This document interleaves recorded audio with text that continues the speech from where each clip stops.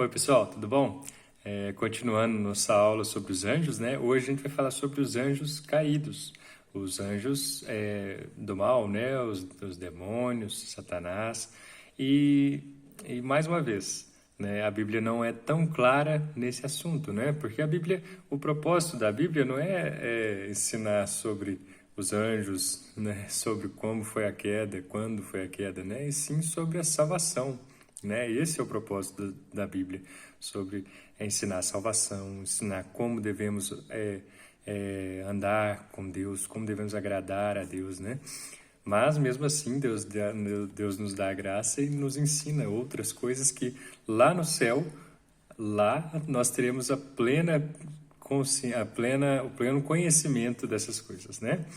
Mas mesmo assim, a Bíblia dá algumas pinceladas e, como na aula passada a gente falou, né, os anjos provavelmente foram criados entre o versículo 1 e 2 do capítulo 1 de Gênesis, né?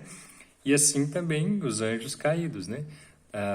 A Bíblia deixa bem claro que Deus criou todos os anjos bons. Lá no versículo 31 do primeiro capítulo de Gênesis, quando acaba a criação, Deus vê tudo e fala que vê a sua criação no sexto dia e vê que é tudo muito bom. Então Deus fez tudo muito bom. Existem 2 versículos na Bíblia que deixam claro que os anjos eram bons e eles caíram. Os demônios, aliás, eram bons e caíram pelo seu pecado. Lá em 2 Pedro, no capítulo 2, versículo 4, fala: Ora, se Deus não poupou anjos quando pecaram, antes, precipitando-os no inferno, os entregou a abismos de trevas reservados para o juízo. Então aqui deixa bem claro que os anjos pecaram, né? Os demônios eram anjos corretos, certinhos e que pecaram. Lá em Judas, no versículo 6, fala: E há anjos que não guardaram o seu estado original, mas abandonaram o seu próprio domicílio. Ele tem guardado sob trevas, em algemas eternas, para o juízo do grande dia. Então aqui esses 2 versículos deixam claro que os anjos, que os demônios, eles foram criados bons, foram criados sem pecado, mas que por algum motivo que a gente não tem certeza, eles caíram. Muitos falam que o motivo deles terem caído foi o orgulho ou a inveja, né?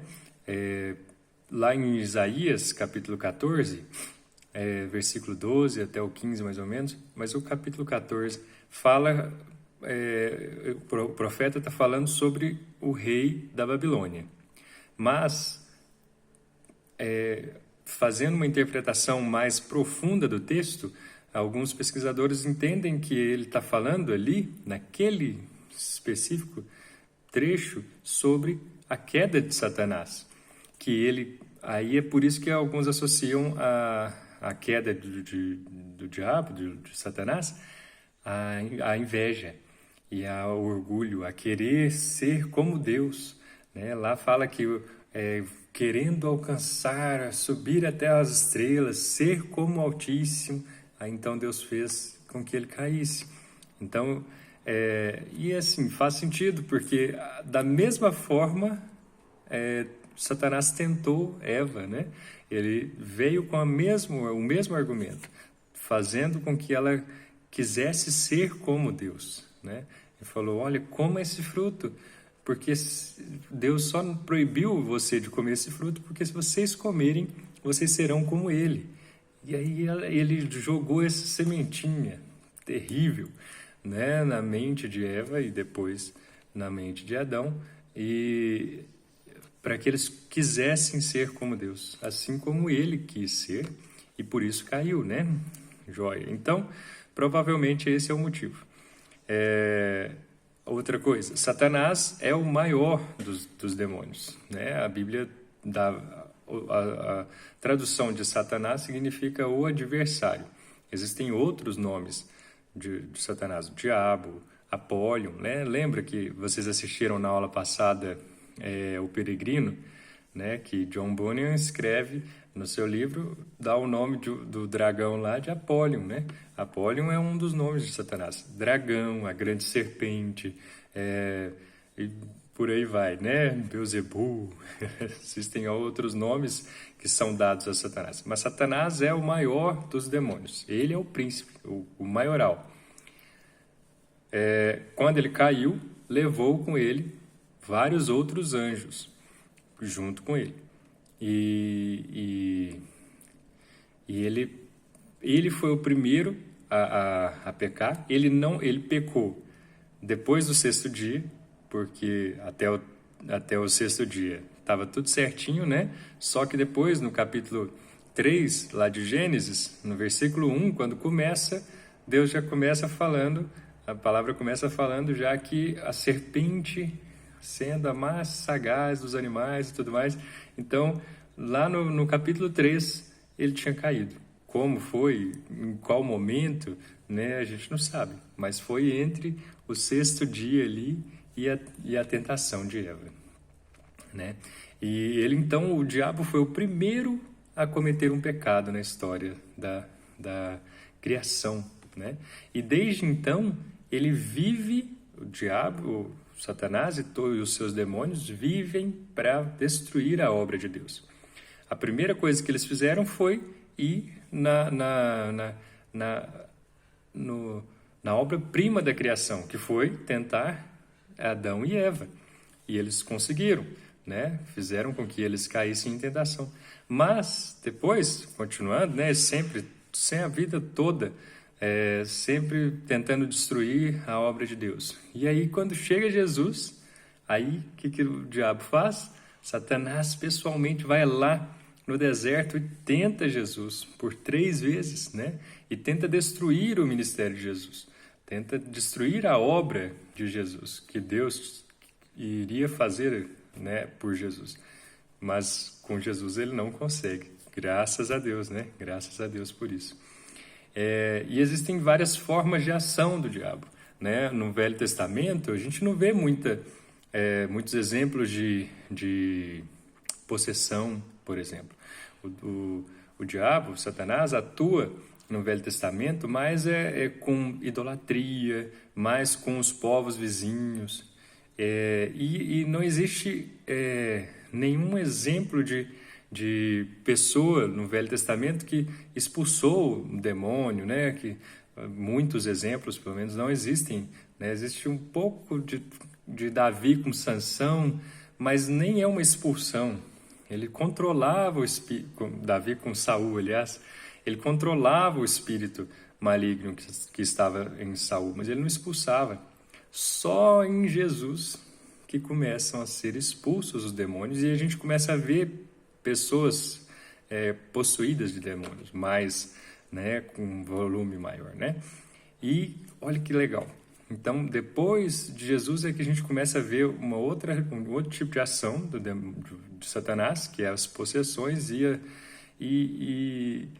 mas o que é legal é que Jesus dá autoridade a todos os dele para expulsar os demônios. Lá em Lucas, capítulo 10, Jesus manda os 70 discípulos para as cidades para pregar, e eles vão e expulsam demônios, né? Os apóstolos expulsavam demônios, depois Filipe expulsa demônios, então, em Atos. Então, glória a Deus, porque depois de Cristo, depois da sua ressurreição, principalmente, que aí então o diabo foi derrotado ali na cruz, Deus dá a todos os cristãos a autoridade para expulsar os demônios. E isso é importante por quê? Porque nos dá autoridade para quando a gente vê alguma situação antes disso, nem todo pecado significa, ou tentação, significa que é o diabo, né? Às vezes, nós somos tentados pelas nossas próprias inclinações, pela nossa própria carne. Então, não adianta, por exemplo, o alcoólatra, um cara que tem problema com bebida. Então, aí ele sabe que se ele chegar perto de uma cerveja, ele vai ficar tentado a beber aquela cerveja. Aí ele vai, senta lá no bar e fica bravo lá, fica expulsando o demônio. Não, diabo, você sai daqui e para de me tentar. O diabo nem sabe, né? Nem tá, uai, o que eu estou fazendo? Não, o diabo não está tentando ele. Ele mesmo está se tentando. Ele sabe que não pode ir para um bar e vai para um bar, então ele está se tentando. A carne dele, a vontade dele de finalmente beber, de saciar a vontade dele, é que está levando ele para esse caminho. Então, nem sempre toda tentação é do diabo. Não, muitas vezes é da nossa própria carne, das nossas vontades. Mas, às vezes, também é do diabo, sim. Então, quando a gente percebe, a gente tem que ver o que é da nossa carne, o que é da nossa vontade e o que não é. E se não sendo da nossa vontade, percebendo que vem do inimigo, a gente tem autoridade por Deus, por Jesus, a autoridade de expulsar esse demônio, sem ter medo, né? A Bíblia fala que maior é o que está em nós do que o que está no mundo, né? 1 João 4,4 fala isso. Lá em Timóteo também fala que Deus não nos deu o espírito de covardia. Então a gente não precisa de temer, com reverência, né, a Deus, a gente o expulsa, não por nós mesmos, de forma alguma, mas em nome de Jesus. Em nome de Jesus, se você vê que o diabo está tentando alguma coisa, está te tentando levar a fazer alguma coisa ruim, então fala, não precisa de gritar, né, não precisa de fazer espernear, não, de forma alguma, né? Jesus, quando ia expulsar os demônios, ele não ficava perguntando o nome, ele não ficava gritando, ele não ficava lutando horas e horas, não. Ele só falava sai e pronto. Jesus só falava sai. Agora nós falamos sai em nome de Jesus. E ponto final. Em nome de Jesus, você não tem poder sobre a minha vida. Sai. Às vezes em outras situações, é bom a gente citar versículos, né? Como Jesus fez lá no deserto, né?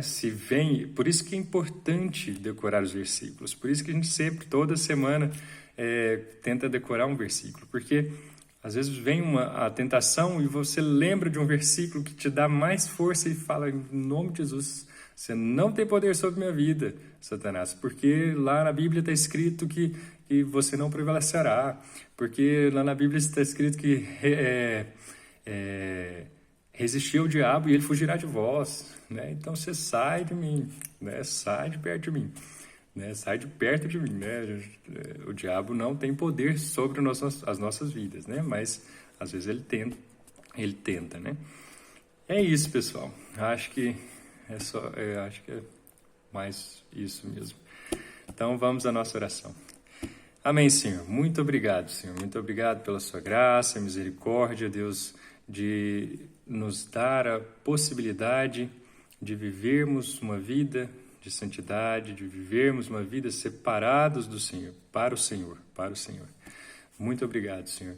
E muito obrigado, Senhor, porque o Senhor nos dá a autoridade de expulsar os demônios, mas muito mais eu agradeço, Senhor, pela salvação. Muito obrigado, Senhor, porque o Senhor nos dá a possibilidade da vida eterna. Senhor, nos guarde, nos livre de todo mal, nos dê coragem para guerrear contra o nosso inimigo, que não é carne nem sangue, mas principados e potestades. Que o Senhor dê sabedoria a cada um dos adolescentes para guardar, livrar eles de todo mal. Em nome de Jesus. Amém e amém. Amém, pessoal. Um grande abraço e até daqui a pouquinho.